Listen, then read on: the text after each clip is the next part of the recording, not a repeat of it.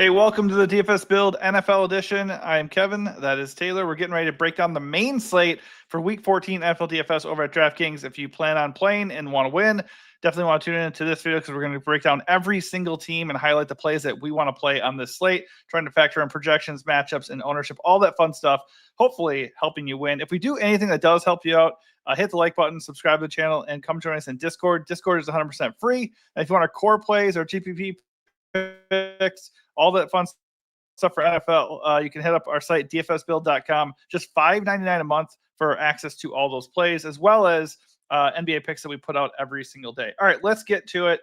First game here, we got the Steelers and the Ravens in a pretty important AFC North battle. I mean, grand scheme of things is probably not that important, but both teams are 6-6. Winner has the is going to be in the driver's seat for the division title. So it's not nothing. Steelers coming with an 18.5 implied team total. I have zero interest in Pittsburgh. Yeah. Nor should you have any interest in them. They're kind of bad. Yeah. It's not a good matchup these days. Baltimore's really come around defensively. Yeah. I mean, why? Why bother? It's a huge slate. There are good spots to target. This is not one of them. Yep, agreed. And that's the beauty of this. We don't have to waste time on a shitty offense. On the other side, there are the Ravens. They are at home. This is actually a pretty good spot for them. I mean, hey, Pittsburgh has been kind to opposing quarterbacks. I actually like Lamar Jackson quite a bit. Basically, no ownership. Second best projection. He's expensive enough and has been bad enough that nobody's really going to want to play him. The Steelers have not been that great against fantasy quarterbacks in general, and lately they've not been very good against mobile quarterbacks. Granted, Lamar has not been very mobile. He's not been very good at all, but he played last Thursday, so he had a little bit of extra time to rest up. I think it's a pretty good calculated risk to pay up for Lamar, especially when $1,000 more Josh Allen is looking pretty chalky. Yeah, I mean, relative to where he usually is, Lamar's cheap, 6,700. Steelers really haven't been opposing defensively, and the Ravens just got humiliated on Thanksgiving. So, like, their narrative, the rivalry game. I don't know if the rivalry game helps or hurts his case. Should be close and competitive. The issue is, who are you playing him with? Are you playing him with Mark Andrews or Zay Flowers or Naked? What do you think? Any of that sounds good to me. I'm fine with any of that. I think Andrews, like, I'm always playing Andrews. He's been very down lately, but he did have a few good games earlier in the season. I think they just gave him an extension for like 3 years, even though it seems like he's kind of washed, which was a bit they like surprising. him. I mean, he's been good. He's actually been pretty good. He's cheap. I don't mind that. Didn't mean to fully gloss over DK. Like, I think DK is so cheap that he's always viable. It just doesn't feel good. I'm glossing. He's been bad for a while, but it's DK, you know. It's a Rodgers thing. DK is fine. It's just Rodgers looks mega washed right now. Yeah. So, you know, the Ravens were a positive matchup for kind of everyone earlier in the year. I think that's been adjusted. I don't think that's a thing anymore. Their defense seems pretty decent. So, you never know. Like, DK can kind of get there even if Rodgers does indeed suck. Like, Rodgers could throw him a 5-yard slant, and we saw that happen. Like, it wasn't 5 yards, it was like 15 against the Vikings, and then he took it like 60, 80 yards to the house. So, yeah, I mean, it can happen. But I really like the Ravens side of this game. I like Lamar. Lamar by himself is fine, but I just like leaning into it hard. Like, the Ravens are the better team.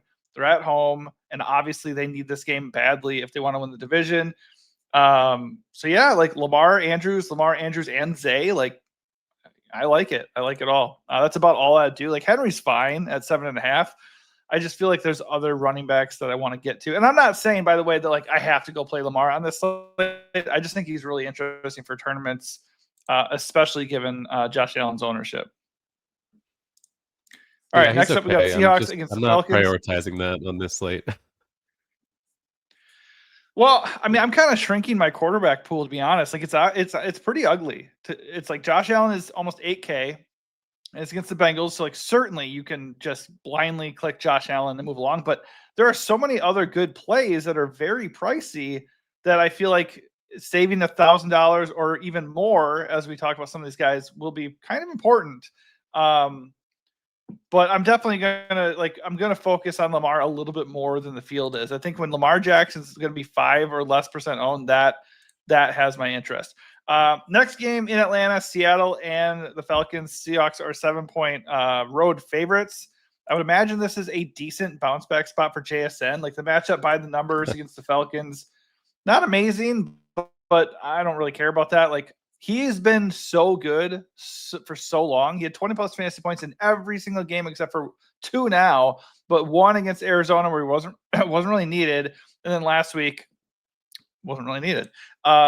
So I think he's going to bounce back. I think he's a great play if nobody wants to play him.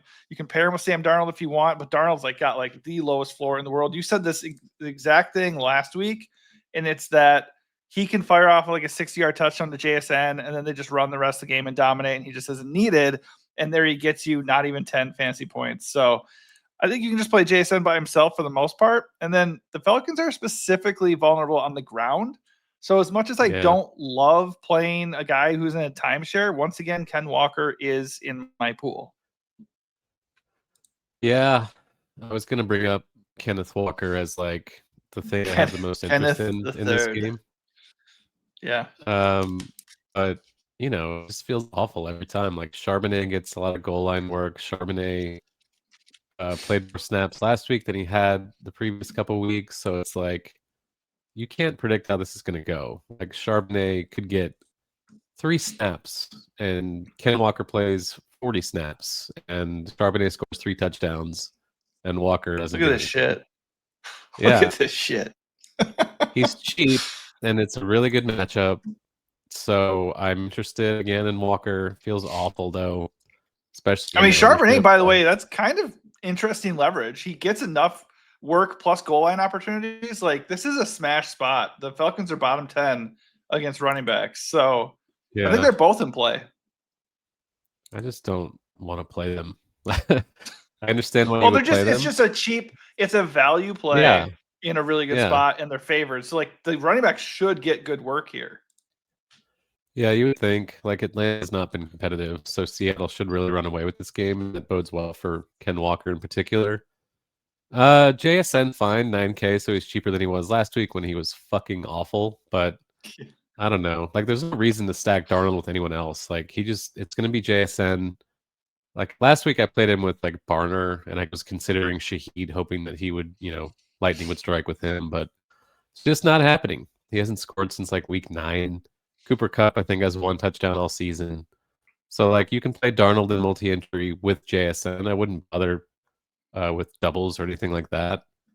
If you do stack Walker Darnold with JSN, I think you could play running back and just hope to get all the points. But overall, I have interest in like 2 Seahawks on this slate. Yeah, I think the only other thing I'll add is that like I'm not excited to play Ken Walker at the current ownership. Like I don't want to play a chalky Ken Walker. That's the main reason why I am kind of interested in Charbonnet. I save $500. I still get exposure to this matchup in this offense, and it's not going to be owned. So I think it's a little bit appealing. Not for the faint of heart. On the other side, there's the Falcons. Godspeed. They're facing a good Seahawks defense. They haven't looked very good. Seahawks, I believe, are pretty darn good against the run. Yeah, the top 10 against the run on the year. So Bijan Robinson, I mean, he's like the only thing that they can really hang their hat on. Drake London is questionable. He's been banged up. He could be back. But I don't feel great about the Atlanta guys. I think this is a bad time to go pay $8.5K for Bijan, which I guess is also a good time to play him in tournaments. But I'm not in on him this week.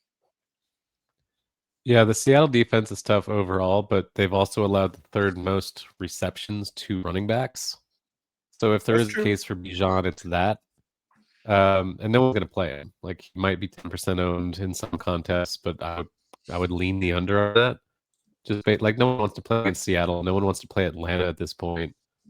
I think if London is out, you can consider Kyle Pitts, but it's never a good feeling. So I'm okay with Bijan as the dart throw low owned, and then Pitts if London is out. But no thank you on Kirk Cousins or any of the other garbage. I don't hate the Pitts thing. And by the way, I just showed you the Bijan game log 33, 14, 33. That's the volatility that we're looking at here. It's just really bad. So you can always play him. It's Bijan at like 10% ownership. I like the reception call. It's a great call. He could get like 7 catches and totally hit. I'm just not going to play him. Pitts is kind of interesting though. 4.2K. Seahawks are bottom 10 against tight ends, and Atlanta's probably going to have to throw in this game. So it's Kirk Cousins. He is washed. So what's he going to do? He's going to go to the intermediate, and he's going to go to Bijan. That's really all he can do right now. Plus, if Drake London's out, that makes Pitts look even better. So I do actually like him a little bit. If Drake is out, we could consider punting with David Sills at 3.8K. He scored a touchdown, I think, in 2 straight games, getting a little bit more involved. Feels bad, but they'll have to throw a lot. So there's that. All right, Titans and Browns, the worst game of the year, hands down. Cam Ward versus Shadur Sanders, just absolutely gross. Look at this projection.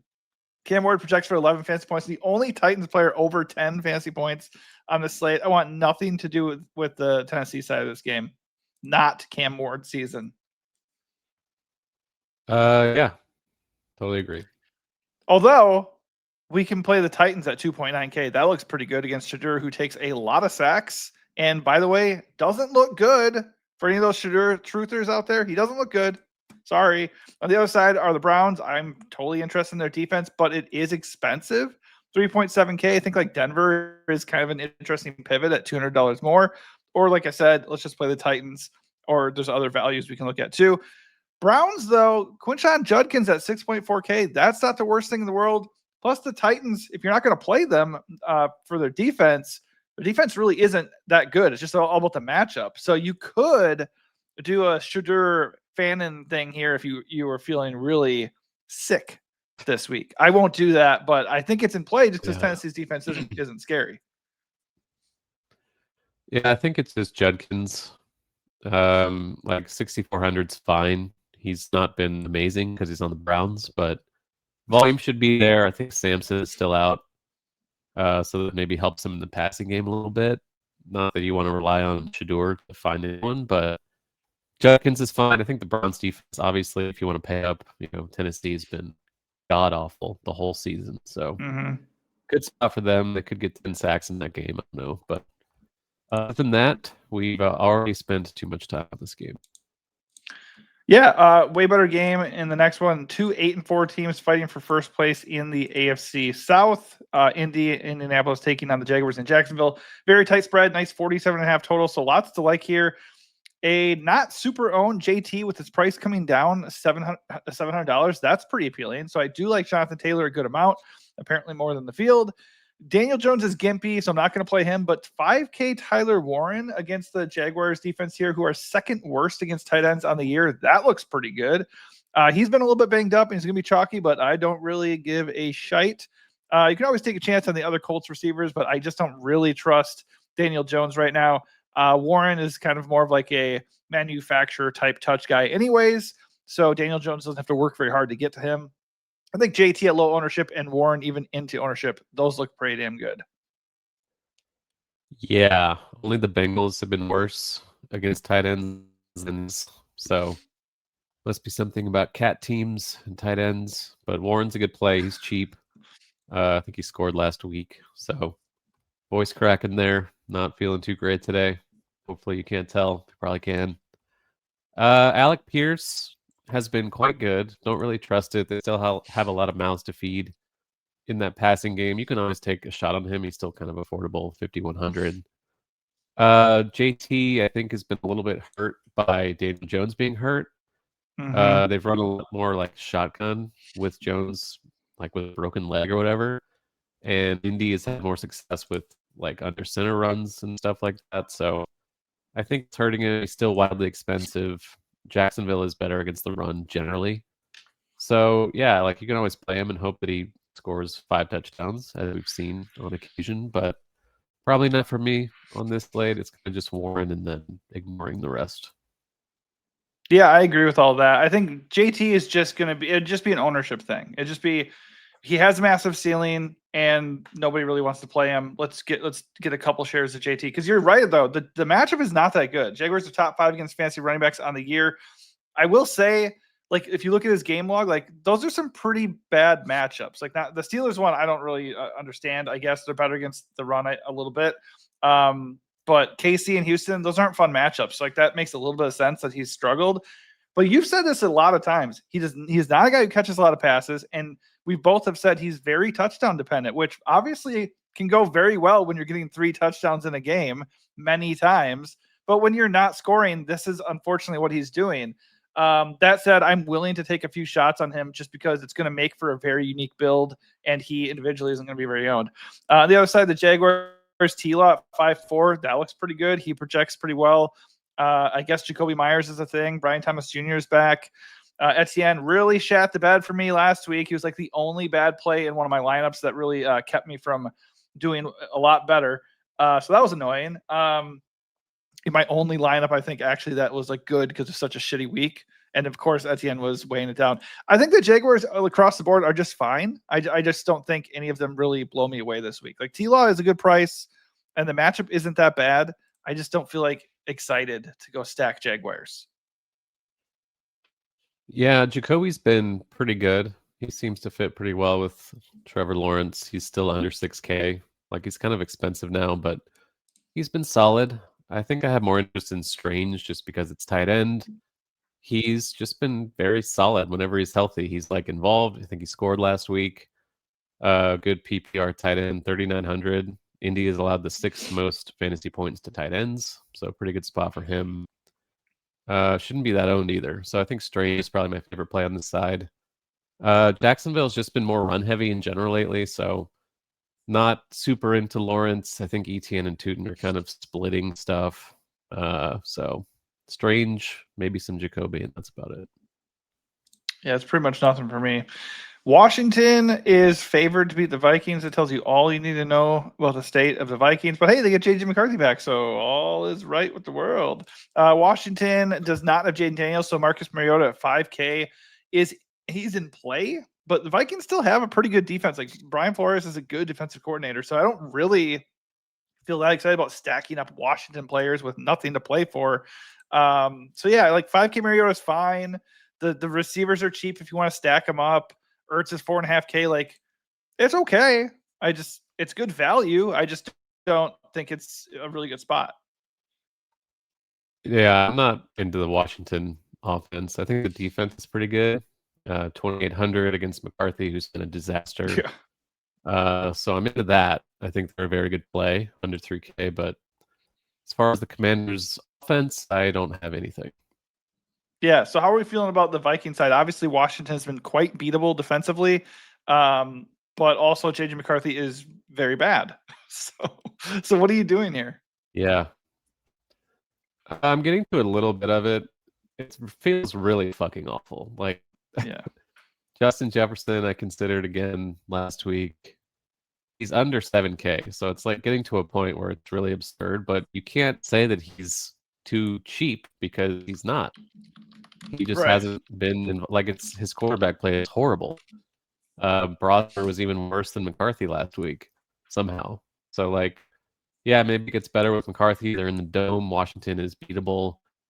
Take shots on this. I see Jefferson coming in over 10% ownership, which I do not love, but I think it's fine. Aaron Jones is cheap. I think he's also iffy with an injury, so could be Jordan Mason's season if he's available. I don't know if he is, but I feel like that's literally bad. I feel like Jordan Mason's season literally never works out. I feel like he did pretty well earlier in the season when he was starting for he's done enough a couple of times to make you believe, and then like it's like when it's really a Jordan Mason chalk week, he just like bottoms out. It's I can't remember exactly the week. So it's not like he's mega cheap either. Well, hey, if Aaron Jones is out and everybody wants to play Jordan Mason, I'm gonna just do something else. I'm cool with fading that chalk. I don't care. Because I don't trust that. Okay, Washington's not a good defensive team, but a smart defensive team, which they have a smart defensive coach in Dan Quinn, would load the box, not let Jordan Mason beat you, make a bad quarterback in J.J. McCarthy beat you, which is something he has proven he cannot do at all. So I would be scary of that situation. I do think I'd get to the McCarthy Jettas stack a little bit, just because it is such a positive matchup. And like, if he can just get the damn ball to Jefferson, like Jefferson at 6'9", like that is too cheap for him. He has not done at all season. No, it hasn't happened at all. Like, come on, this is Justin Jefferson's game log. This is gross. Can't do it, man. Yeah. So I There's am no willing reason to play it. Like, it's a good matchup, but it's like, why am I doing this to myself? There's other stuff to target that I actually have faith is going to work out. It just, we talk about this kind of situation all the time. If everybody wants to buy in and invest and play into ownership on a situation that is maybe comparable somewhere else, or you just don't believe in it, just fucking don't do it. And then, like, if Jefferson comes in and gets 11 and McCarthy face plants, you'll be like, well, I'm pretty glad I dodged that bullet. And if that's what makes me lose, then that's what makes me lose. If you play JJ McCarthy, like, he's under 5K, but it's like, I'm playing JJ McCarthy, and then it's not going to work out. And then on Sunday afternoon at like 1 p.m. Pacific, you're like, why am I such a fucking idiot? I played JJ McCarthy when I knew it wasn't going to work out into some ownership with Jefferson. Like, that's the thing. You take a gamble on somebody like that. Okay, well, like, we've talked about Cam Ward a couple times. It didn't work out when we did it, but he wasn't owned when we did it. Yeah, exactly. That's when you do it. If you're gonna do it when nobody else is on it. Yeah, do something stupid that no one else is playing. Don't do something stupid that everyone else is playing. Exactly. Like Sam Hauser last night. Don't do that. Yeah, if everybody's playing 40% Sam Hauser, go pivot. You literally said pivot to Jacoby Walter, and he got like 35 or something. He was good. By the way, shout out to our NBA show, which is going to be up later today as well. So if you guys are not already subscribed, definitely subscribe so you can catch our NFL and NBA videos every single day/week. And just another shout out to the Discord. Awesome growing community in the Discord. Free advice, share your lineups, talk shop, all that fun stuff. Click the link at the bottom of this video here to get access to that. All right, next up, Miami and the Jets. Probably not great in terms of game environment. Jets have actually been like kind of decent lately. In Miami, it seems they just decide on a random week that they're going to be good or they're going to be awful. Like, they were good 2 weeks ago, and then they went to, I think it was London, and played the Commanders and were horrendous. But that said, Devon Achane is Devon Achane, and he's like the guy that we want to look at here. I will say, though, I might be a little bit out on Devon Achane in this game. He's almost 9K, and he's mega chalk. I think he's a good play in terms of the player and the spot. I think it's an okay spot. Actually, it's a really good spot. But if he's going to be super chalky at that price, I think I will try to do something else. Yeah, I mean, he's expensive. I really don't love it either. Like, I know he's very high floor with his receiving stuff. His floor is probably like 13 fantasy points, which is a lot for a floor running back, but you're paying for it. Not the greatest game environment. Like, it might be close because they're both bad, but I don't know. I'm not trying to pay a premium for a guy in a bad offense, even though he carries the offense. So, always a good play. Doesn't feel like a great play this week. If his ownership's low as a result of the price tag, then yeah, fire him up. Yeah.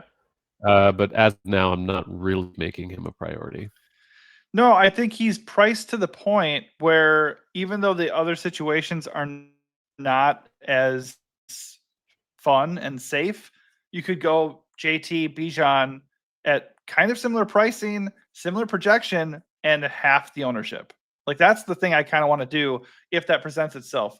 I'd still get to him a good deal. If I'm playing a lot of lineups, I'm not going to fade him. Is he like 25% owned or something? HN. Yeah, I mean, that's what I'm seeing right now, 24. So yeah, I don't know. I probably wouldn't take a huge I don't think he's a bad play. Like, if I'm playing one lineup, I don't know. He might be in it just because it's, he needs some raw points. But yeah, it depends what else you're doing. I probably wouldn't go well or over or under the field on that.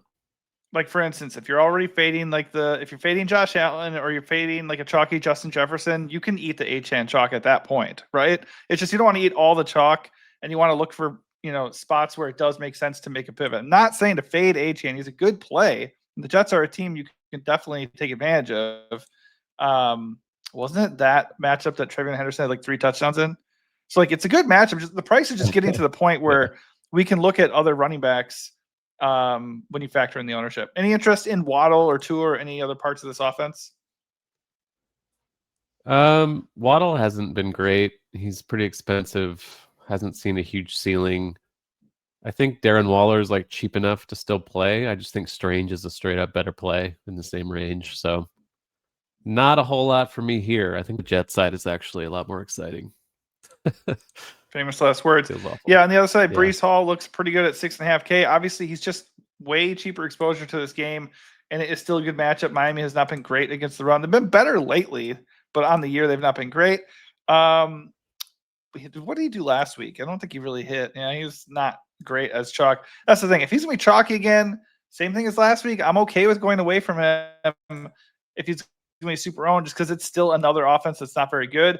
I do not mind the receivers, though. Adonai Mitchell, 4.6. John Mechie at 4.5. Mitchell is gaining steam after a big week last week. If that's going to hold, I don't mind pivoting right back to Mechie. Yeah, I think Mitchell's just a way higher ceiling type of player than Mechie. So the ownership's pretty shocking to see the huge gulf between them at $100 difference. So I think it's an okay pivot. I'm just more inclined to play Mitchell. I think he's more likely to put up a score that you kind of have to have at 4,600. Yeah, that's still fair. pretty cheap. Miami's defense really not good. So I think Mitchell's pretty great again this week. I agree. Like Breece Hall is just playing more of the snaps. Like Isaiah Davis has kind of been banished into the sun. So, but playing Mitchell into ownership feels really bad. Yeah, doesn't it? And I he's don't like mind it. Like you can $1,000 argue, more than he was. But he could still be $1,000 too cheap. Like he's a pretty good prospect. He was a second-round pick, I think. Like he's not some rando like Isaiah Hodgins or whatever who's coming out of nowhere and putting up beefy lines. Like this is a guy who has some pedigree. Went to Texas. He's big. He's fat. Like he's got all the tools you'd want. So getting a chance to play now I in agree. a bad offense as essentially the number one guy, I'm pretty interested. Mechie, fine as a pivot. Like if you want to make the straight line pivot and just hope that Mitchell flatlines, that's totally fine. Like Mechie, in his own right, was a good college player as well. So don't mind it. I just prefer Adonai. I think Hall is a pretty great play in the mid range again. The Jets defense is cheap, and Tua we know can pile up the turnovers and take sacks and stuff. So my don't favorite hate that defense either. of the slate, baby. I mean, I don't want to pay for Taylor, defense. my boy. It's been a while since Mason Taylor's done anything, so probably not. It's going to be a longer while. No, actually, Miami is third worst against tight ends. So, like, I don't even want to say Mason Taylor because I feel like every time I say Mason Taylor, he does nothing. But the matchup is there and the price is good, so I don't mind taking a shot on that. I kind of like Tyrod is still under 5K. Miami has given up the third most rushing yards to QBs, and old man Tyrod is still running a little bit. Don't hate it. I don't hate even like a Tyrod double, triple. Like they're all so cheap that you can make a case and bring it back with H-Champ. God, I've just talked myself into that shit right now. Okay, that actually does sound pretty good. I'm getting visions of like Cam Ward week against the Raiders. Yeah, Bryce Young. Yeah. But hey, it does sound pretty good for tournaments. Is he going to be owned though? Because he's kind of owned last week. Tyrod, I see him like 7%. Not really. That's not bad. Yeah, I just don't think I'd go like Tyrod. I don't know if I'd go as deep as you're saying with Breece as well. I feel like if Tyrod's going to get there, pretty reasonable chance that Breece is going to hover around like 15, which is not what I want for that price. Yeah, you can do the Tyrod, Mechie, 80, bring back 8-10. You don't have to play Breece there. Yeah, although you can lean into it, baby. All right, Saints and Buccaneers. This game is meaningless. The Saints are horrendous. Tyler Shuck, he's kind of not that bad of a quarterback, actually. 4.6K against the Buccaneers, who give up a lot of production through the air. Bottom 5 against fantasy quarterbacks on the season. I don't remember who it was, but last week somebody nuked them. So, yeah, they look like a matchup we can exploit. It is Tanner Shuck, though. So, how do you feel about that? Did I say Tanner? Tyler. So, yeah. Well, at least they got his last name right because it doesn't look like Shuck at all. No, looks like Shao, but it ain't.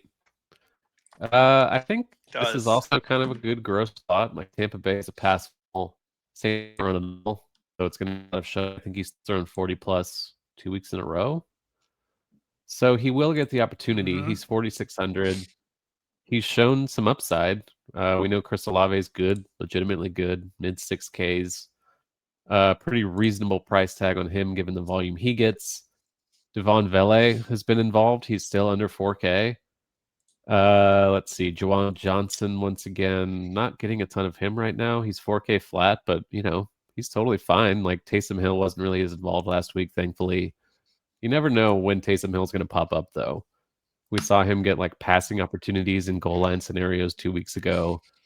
So that kind of throws a wrench into things. You never know what's going to happen with that stupid-ass shit. But I do think you can play Shuck with Olave, Vele, or Juwan Johnson, and I think it's pretty decent on this slate. Yeah. The Taysom Hill thing is frustrating. 10 carries 2 weeks ago. So I was like, oh, 2.7K? Yeah, it's Taysom Hill time. He had like 1 carry last week. Yeah, 2 touches and he last caught week. a pass. So I do think forever Taysom Hill is going to be a GPP play because he's not going to be expensive. And when they actually use him and it works out, like he has the ability to go get 30 fantasy points. So it's not a fun play because the floor is remarkably low, but there is a ceiling there. So sprinkling him in a lot of lineups is not the worst idea. But I'm with you, man. I mean, like matchup wise, Buccaneers have been dead last against fantasy quarterbacks for the last 4 weeks, bottom 5 against wide receivers. The only thing to throw in there is the Buccaneers are a much better team. They're at home. They're playing for their division still. This is certainly a situation where Tampa Bay could rise up and just dominate the Saints, and like this really blows up in our face. But if strictly based off a matchup and value, I agree. Saints stacks do look appealing. Vele's played like 90% of the snaps the last 3 games, so like he's got a pretty solid role for a sub 4K receiver. I agree. He's a totally fine value. Baker Mayfield not really healthy, so I don't feel excited about it, but the Saints are definitely a defense we can take advantage of. I think Bucky Irving at 7K is like the best play of the slate. I'm really shocked that he's not owned more. Last week he had 19 touch opportunities in his first game back. That's insane. That means he's super healthy and they're not worried about him. He's just going to get more touches against the Saints defense that can't stop anybody at any level. And with Baker hurt, why would you make Baker do more than he has to do? I just think Bucky is such a smash. Why is he only 12% owned? Yeah, I'd probably lean the over on that, but he'll probably under-owned. Yeah, like the Saints are awful against the run. Baker's banged up. I like the Saints passing stuff, so I think running it back with Bucky's pretty interesting. This is a lot like that the is Miami interesting. Jets thing we were just talking about. Like you have an expensive running back on the favorite team, cheap stack on the other side. It kind of builds itself. So I like them both quite a bit. Not really into the passing stuff. Like Ibuka's cheaper. The volume is still there. The production really hasn't been. Godwin's back. He looked pretty decent last week. I guess he's still cheap, but I'm not really interested. Cade Otton has not scored a touchdown all season. With Godwin back, like Tez Johnson's not a great play anymore. I'm really into Bucky. I'm not really into anything else. Yeah, I think like just based off of price, Ibuka is certainly in play. You can definitely take a shot on that. I also want to say we can stack this game, like you're saying, without Shuck if we want to. Like there's a pretty decent chance like Devon gets there or Olave gets there or something, and Shuck doesn't. Like even though he's 4.6. So that's something to keep in mind. We don't always have to fully go into the point where we're stacking a bad quarterback. And like, I think he has talent. I just think like right now he's not a consistent guy we can trust. But yeah, Ibuka feels a little bit like Jettis here. Like his quarterback is not healthy. He's got more target competition than he did like the last couple weeks.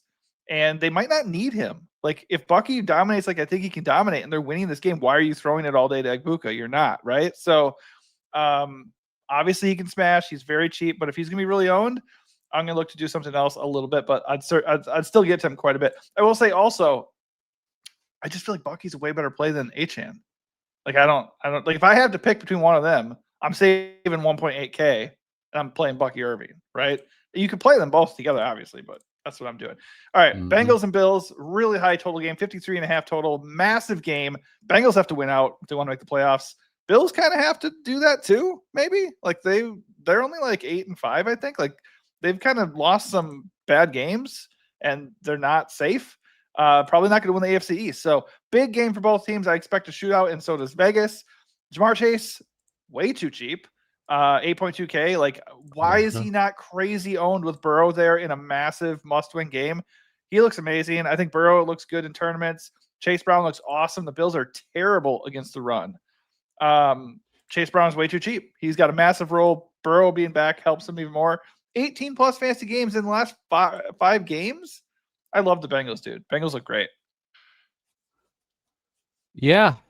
No one's really playing Burrow either. Like you can get Chase, you can get Burrow pretty easily. You can play Mike Gesicki if you're a Gesicko. Yeah, you need to be a sicko to do that one though. I think it's not bad though. Like on this slate with sketchy tight ends beyond McBride and like Warren as usual. So I think it's okay. I think Chase is easily the best play in this game, at least on the Bengals side. Chase Brown's okay. I just think Bucky's a way better option in the same range. So like I'm playing all of Bucky. You can play them not together. As much Brown. Yes, you can. That's what I'll be doing. Yeah, that's fine. It's really just. I mean, Chase. I don't see any way around I don't see a way around Jamar. I'm not fading 8.2K Jamar. Right. I'm just not going to. There's no need to fade him. So no. I mean, there was that one week he was like mega chalk smash and he was awful, but that'll happen. Yeah. I mean, everybody can fail. JSN failed last week. Even I remember, unfortunately, I remember that. Yeah. Tough one. There were many a times where we've been burned by elite players. On the other side, Josh Allen does look great. Massive projection. Bengals are horrendous defensively. So, like, if you do get the funds and go get Josh Allen, I don't mind that. I love playing Josh Allen. Only problem is he's almost 8K. So I don't really know if I'm going to get there a lot. James Cook at 7.8 against Bengals also looks good, but he's almost 8K. Like, I just would rather go get Bucky Irving and Chase Brown on this slate. But James Cook does look a little bit more appealing than like Achane, so you can save $1,000 right there. That's another good play that you can pivot away. Not interested in the passing game at all. Like, you can always do that and stack up with Josh Allen and get a Bills guy who randomly goes off at 0 ownership. But good luck figuring out which one it's going to be. Yeah, I think Cook is kind of a smash. Like, Cincinnati's just been atrocious against the run all season. I don't think Joe Burrow being back is going to help necessarily on that front. So he's affordable-ish compared to at least Achane and JT. I think he's a great play. He's going to be quite owned, I think, but whatever. I think it's totally fine. Yeah. Not really into Allen. I just don't want to pay nearly 8K for a quarterback. Like, if you get 6 touchdowns, it burns me. Week 15 is next week, so I'll just play again, unfortunately. I think you can play his... I think you can one-off like Gabe Davis. He's 3,300. He's been involved a little bit since he returned. Not the worst punt play. Not the greatest punt play either.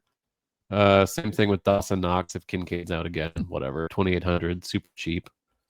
Good matchup as well.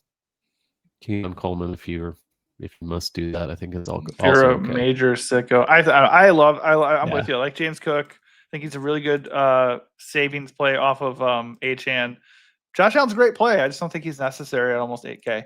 Denver and Las Vegas. This game's gross. Obviously, you can bank on the Broncos running all over the Raiders or actually passing all over. They pass a lot. For Bo Nix not actually being that good of a passer, they pass a shit ton. Bo Nix, great dual threat quarterback, 6.1K in a game where they're favored by a touchdown. That looks like a good value. Like, I'd much rather play Bo Nix at less ownership with 1.6K left to play with than Josh Allen on this slate. RJ Harvey looks good at 5.7. You can stack up Bo Nix with Sutton or Franklin. It all looks good, man. I'm not really getting to Denver right now, but I mean, I would not mind getting to them. I'm going to do a lot of Harvey. He's under 6K. Obviously, JK is not there anymore, so should have a good role. New stuff in the passing game. I think he's a pretty good play. That price in this matchup in a dome against a horrible defense. So RJ Harvey, pretty good. Pat Bryant might be okay. He's super cheap as a punt. I think he's also banged up, but we know the Raiders will give it up through the air, so I don't mind that as a cheap play. Sutton, Ingram, Franklin, they're all reasonably priced along with Bo Nix, so I do think that's a decent stack. But I think I would just prefer to get Harvey as my exposure from this team. Yeah, that's totally fair. I don't have a problem with Harvey chalk. Not going to go out of my way to get to it. Not going to go out of my way to fade it. Just same thing with the Broncos across the board. I think all these guys look pretty good. And if that's what I land on, then that's totally fine. I don't like the Raiders really. Brock Bowers had like 3 catches in this matchup last time. Obviously, he's Brock Bowers. He's still too cheap for what he can do. I just don't think he's really going to blow up in this game. They have Patrick Surtain back as well, so like their defense is just nastier than it has been recently. Ashton Genty for the volume and touchdown equity, I guess that's fine. If he's gonna be chalky, I'm just not gonna do it. Yeah, I mean, like, pretty unlikely the Raiders, who have like a bottom 3 offense, are gonna light up the Broncos. So I'm just not gonna get shares here. Yeah, I don't mind Bowers just as a lower owned tight end spend. You know, he's gone nuclear at times over the last couple of years. Don't think anyone's really going to want to play him. Like, I know it's Geno Smith. He's been bad. Bowers has been banged up most of the season, so he hasn't been super relevant. But I don't mind that as one-off. Like, if you're playing a chalky build and need something for leverage, I think Bowers is pretty good. GT, kind of the same thing, just a lower owned 6K running back, has all the volume. So like for a bell cow back, he's pretty cheap. Brutal spot, of course, at home against Denver, but you know, if they do some scoring, if they exceed expectations, I think GT can get there. Geno's 4,300, like super cheap. I don't want to do it, but like quarterbacks don't often get this cheap, and he will be throwing a lot, I think. He is liable to get you 5 fantasy points. He's like a slightly better Cam Ward. Yeah, I don't even know if he's better than Cam Ward. I don't know either. He's cheap. You can do anything in tournaments, like 1% on Brock Bowers at 6K. Yeah, sure, you can play Brock Bowers, but I'm not going to play Genty into ownership. And I just think Bowers, this isn't the spot. Like, if he's 1 to 5% owned in a decent spot somewhere else on another slate, absolutely. I just don't think I want to target the Denver defense. I just think his range of outcomes, like, he's got high enough ceiling. It's like, just, you know, whenever Jokic doesn't look great compared to other spins, it's like, well, I'll just play Jokic and hope that this is the night that he gets 70. You know, like it's always playable. Oh, it's a great tournament play. Like, I agree with that. I just don't think it's going to happen this week personally.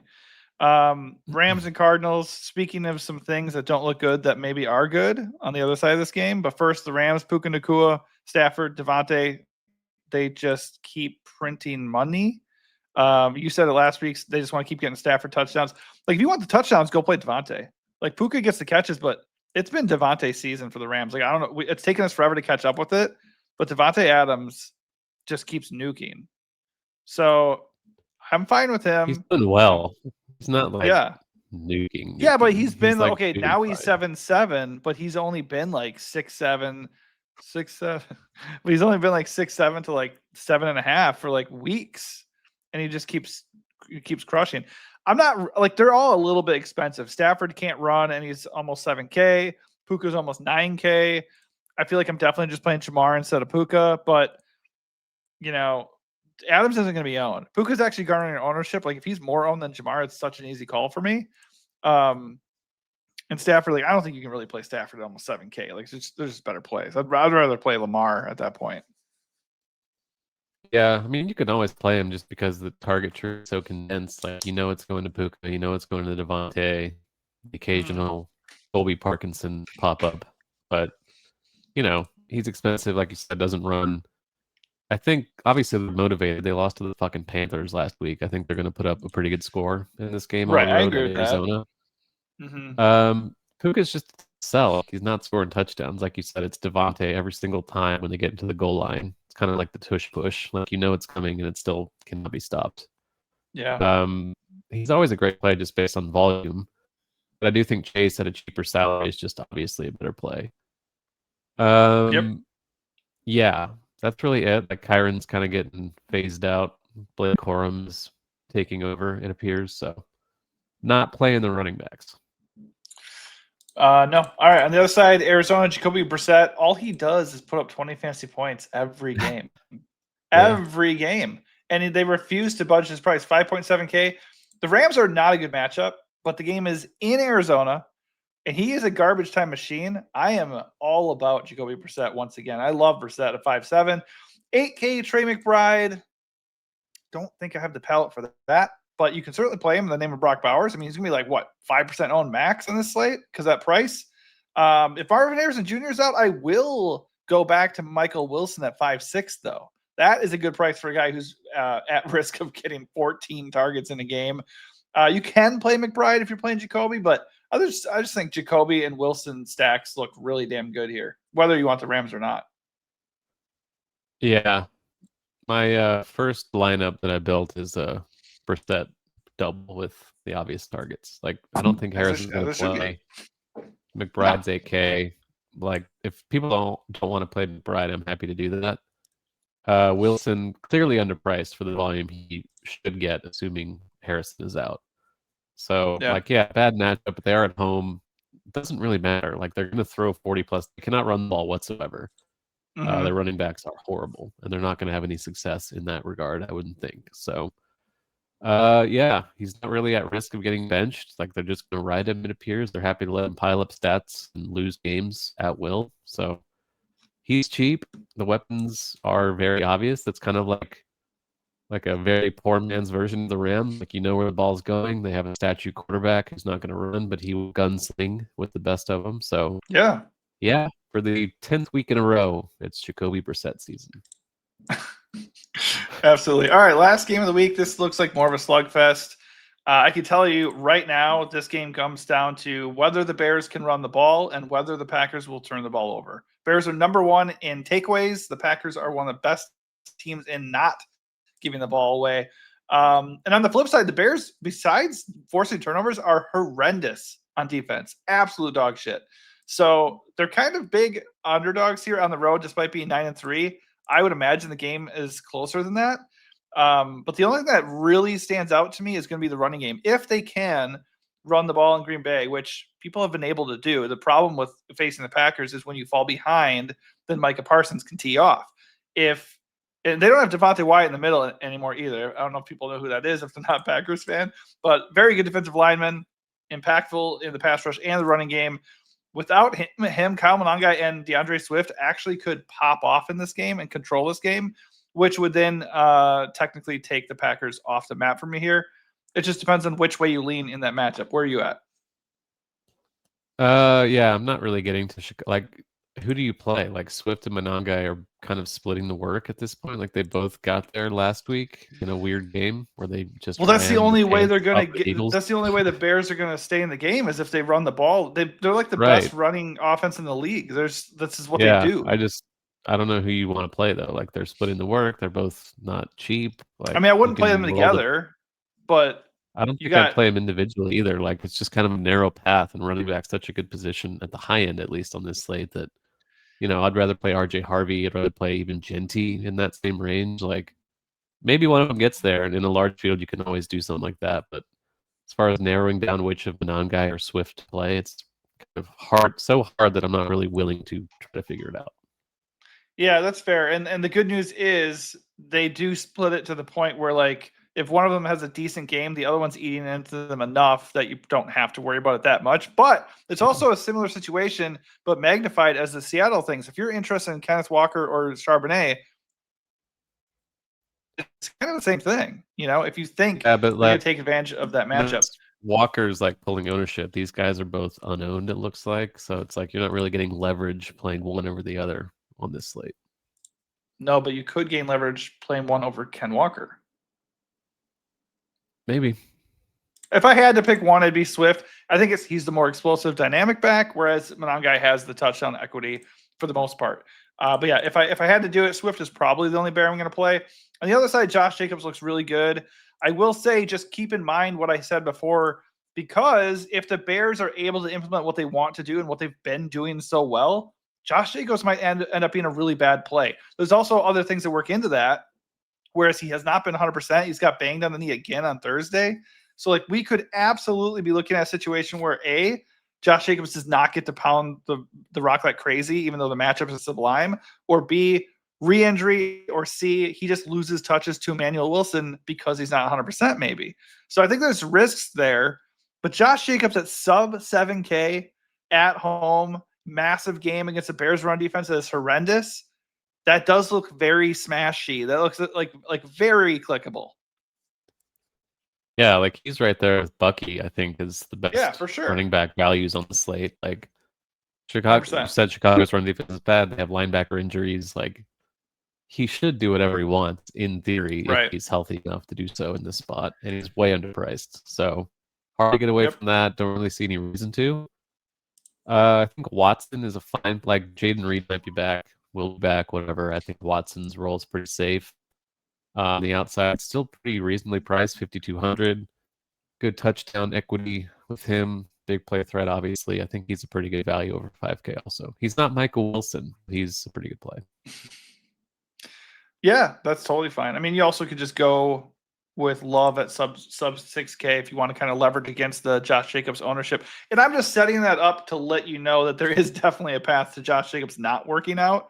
But it's just another reason, another great play why I don't want to go pay up for running back on this slate. Like I want to pay for receivers, maybe pay for Trey McBride, but I feel like the running backs at 7K and below are like really, really good and very appealing on this slate. All right, that was a long video, almost an hour, but hopefully it helps you out a little bit, points you to some plays you weren't on, so solidifies plays that you already were on. If you want even more advice, you can check out our cash game plays, our GPP picks, everything else that we do over at dfsbuild.com, just $5.99 a month to take advantage of that. And that includes everything that we put out. If you just like free advice, hit the like button, subscribe to the channel so you do not miss our other videos, and come join us in Discord. That is 100% free. Thanks for watching and good luck.